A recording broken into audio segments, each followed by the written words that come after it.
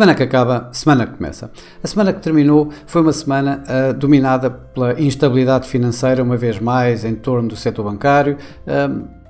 O Banco Central Europeu, a reunião do Banco Central Europeu e os números da inflação a uma semana da reunião da Reserva Federal dos Estados Unidos. Mas, de facto, o tema central foi definitivamente em torno do setor bancário, depois de Silicon Valley e do Signature Bank serem fechados pelos reguladores nos Estados Unidos e com palavras, digamos, de que a situação estaria contida. O mercado testou mais um banco regional, desta vez o First Republic Bank, que teve perdas acentuadas em bolsa e que acabou por ser ajudado com depósitos, com uma injeção de depósitos pelos principais bancos norte-americanos, na ordem dos 30 mil milhões de dólares. Por outro lado, estas ondas de choque nos Estados Unidos acabaram por passar o Atlântico para o lado de cá, apanharam o Credit Suisse, que depois de palavras do seu principal acionista, acabar por dizer que não iria injetar mais dinheiro no banco, acabou por levar o banco para uma espiral de perdas, sendo testado uma vez mais pelo mercado, isso que já vinha a acontecer há bastante tempo, o que levou, digamos, a espalhar-se por todo o setor financeiro também europeu, com avultadas perdas acionistas. Isto levou, de facto, a uma aversão ao risco muito grande durante esta semana. Por aqui vemos as yields que caíram fortemente, com os investidores irem na direção de ativos de refúgio, como são as obrigações soberanas, levando as yields a novos mínimos. Aliás, estas obrigações soberanas tiveram das semanas com maior volatilidade desde a grande crise financeira em 2008, como podemos ver aqui assim pelo índice MOVE, que mede, digamos, a volatilidade nas obrigações e que está a níveis que não se viam desde 2008. Também o VIX, que mede a volatilidade do mercado acionista, também está obviamente em máximos, desta vez em máximos dos últimos 6 meses aproximadamente. Pelo meio tínhamos de facto outras situações que em que nós devíamos estar mais atentos no mercado a elas, nomeadamente a inflação nos Estados Unidos, em que uma vez mais essa inflação caiu desta vez de 6,4% para 6%, exatamente em linha com o esperado, e com a inflação subjacente também a aligeirar de 5,6% para 5,5%. Pelo meio ainda tivemos o Banco Central Europeu, em que subiram 50 pontos base, tal como tinham prometido anteriormente, ou seja, apesar de toda a instabilidade financeira, mantiveram a subida dos 50 pontos, com a senhora Lagarde no fim, primeiro a dizer que vai abordar as duas coisas de formas diferentes e não existe compromisso entre inflação, ou seja, entre estabilidade de preço e estabilidade financeira, e portanto dizendo que vai abordar as situações conforme elas forem aparecendo, nomeadamente com outras ferramentas que não a taxa de juros. A taxa de juros de subir para controlar a inflação e instrumentos de liquidez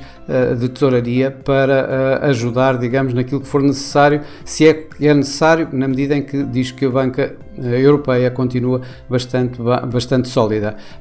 Além disso, o Banco Central Europeu também deu indicações de que não haverá orientação futura de taxas de juros e que, portanto, as decisões serão tomadas reunião a reunião, conforme os dados que forem sendo disponibilizados. Obviamente que tudo isto toda esta confusão deu alguma confusão também nos mercados acionistas durante toda esta semana, que não foram uníssonos, ou seja, no final da semana. Acabámos por ter, por exemplo, nos Estados Unidos, uma semana relativamente em ganhos, em que o S&P 500 acabou por ganhar cerca de 1,4%, mas tivemos, por exemplo, o Nasdaq à volta dos 4%, e o Dow Jones praticamente inalterado dos níveis de abertura. Na Ásia tivemos entre ganhos e perdas, tivemos o Nikkei a perder e tivemos, por exemplo, o Hong Kong a ganhar, em que terminou a semana a ganhar 1%, à volta de 1%. Já na Europa, aqui sim, as perdas praticamente foram em todas as principais praças europeias. Tenho aqui sim o Eurostoxx, que caiu à volta de um pouco menos de 4%, tendo sido essa a média dos índices europeus de uma forma muito geral. Por cá, o PSI 20 caiu cerca de 5%, em que obviamente foi pressionado pelo banco que temos a cotar em mercado, o BCP, que caiu esta semana cerca de 17%, e a Jerónimo Martins, que ganhou cerca de 2%, tendo sido o único título a terminar a semana em terreno positivo. Obviamente, os mercados acionistas também tiveram eles bastante volatilidade e também foram impactados pela aversão ao risco, pelas quedas nas yields, pelas quedas dos preços do petróleo, pela subida do preço do ouro. Tudo isso acabou por ter bastante influência nas diversas divisas. O euro-dólar terminou praticamente inalterado, isto porque tanto o euro como o dólar estão pressionados em sentido contrário. Se por um lado o euro-dólar poderia cair com uma apetência para dólares, uma moeda de refúgio, numa situação destas em que colocaria pressão no euro-dólar, por outro lado, na subida de taxas de juros bastante mais agressiva na Europa do que se espera agora nos Estados Unidos, acaba por dar aqui assim algum suporte ao euro e, portanto, não deixa o euro-dólar cair e suporta também e vai mantendo o euro-dólar a estes níveis. De salientar, obviamente, nesta semana os ganhos do iene, em que o iene voltou a ter o seu papel de moeda de refúgio como já não se via há algum tempo, isto muito à custa da forte queda nos mercados das yields, forte queda nas yields, que acabou por tirar o peso que tem tido normalmente no iene, e isso está a levar o iene agora para ganhos. Por exemplo, o dólar iene se caiu de máximos em torno dos 135 ienes por dólar para acabar à volta dos 131 ienes por dólar esta semana. Também no mercado de commodities se sentiu o mesmo, ou seja, tudo o que foram commodities cíclicas perderam e commodities, digamos, de moedas como refúgio acabaram a ganhar. É o que vemos por aqui, em que o petróleo caiu cerca de 13%, aqui temos o WTI que caiu durante esta semana à volta de 12,5%, e por outro lado o ouro subiu quase 7% numa das suas semanas com uma melhor performance dos últimos anos. Esta semana, obviamente que vamos ter que nos preocupar uma vez mais com a situação em torno da banca e vamos ter uma quantidade enorme de bancos centrais e que bancos centrais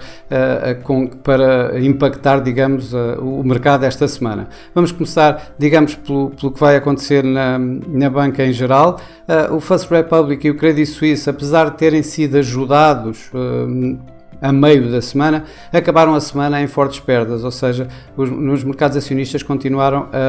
a castigar bastante as ações, tanto do First Republic Bank nos Estados Unidos como o Credit Suisse na Europa. Isso o que indicia é que provavelmente esta situação, este capítulo ainda não foi ultrapassado e esta semana vamos ter que lidar uma vez mais com situações de instabilidade financeira criada uma vez mais no setor financeiro. Além disso, temos inúmeros bancos. Se temos bancos menos impactantes, mais locais, como o Banco Central Turco, como o Banco do Brasil,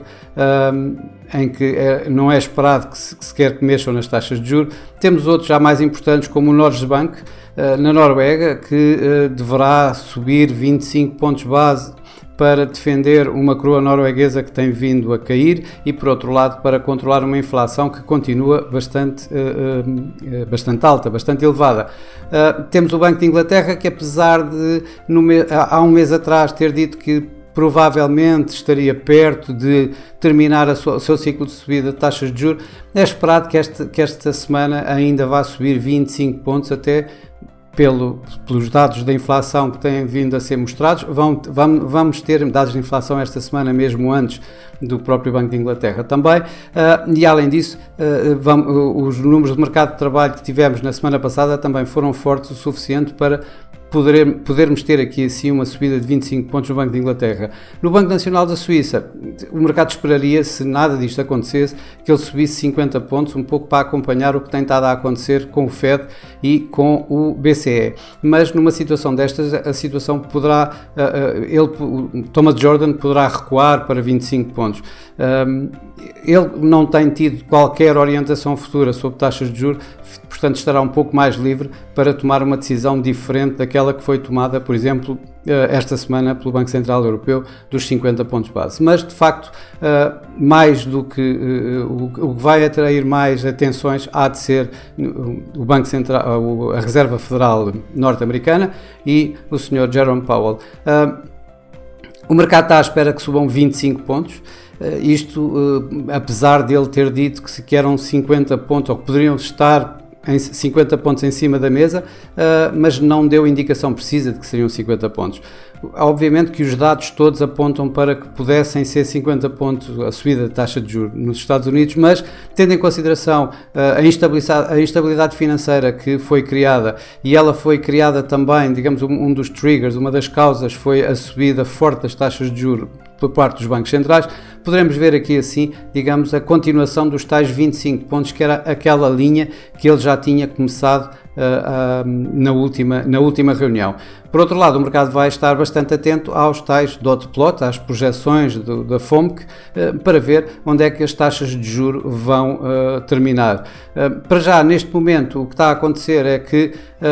em termos de probabilidades, a CME Fed Watch Tool coloca, em termos de probabilidades para uma subida da taxa de juros de 25 pontos, cerca de 62% e 38% para que o Fed permaneça inalterado. Quanto a 50 pontos, que ainda há bem pouco tempo estava bastante na mente dos mercados, ela desapareceu completamente. Por outro lado, os fundos, os futuros sobre Fed Funds apontam para uma taxa máxima à volta dos 4,75 no final desta semana, enquanto ainda há bem pouco tempo ela estava à volta dos 5,5%. Vamos ter também, em termos de dados económicos, obviamente esta semana há alguns dados importantes, nomeadamente, uma vez mais, os PMIs, que principalmente na Europa vão continuar, digamos, a mostrar, ou vão continuar, os mercados vão tentar verificar como é que a atividade económica privada continua a lidar, qual é a confiança dos mercados, e isto vai ser importante, obviamente, para a continuação ou não da subida de taxa de juros por parte do Banco Central Europeu. Bom, para já é tudo, bons negócios, boa semana, e para a semana cá estaremos uma vez mais. Até lá!